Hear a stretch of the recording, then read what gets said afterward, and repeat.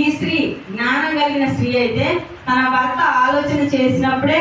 ఇది తప్పయ్యా, ఇది దేవునికి అని చెప్పిన తర్వాత దానిలో మనం తీసుకోకూడదు అని ఇంటి దగ్గరే మాట్లాడి ఆయన మనసుని తప్పించినట్లయితే తన భర్త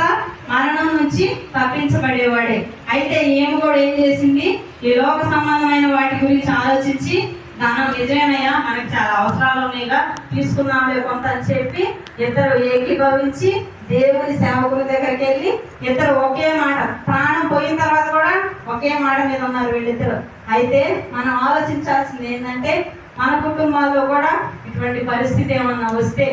భర్తని గౌరవించాలి, తప్పు లేదు. కానీ ఒకవేళ దేవుని పని విషయంలో నీ భర్త లోక సంబంధంగా ఆలోచించి ఇప్పుడు కాదులేమ్మా ప్రార్థన కలిగిపోతే ఏం కాదు, ముందు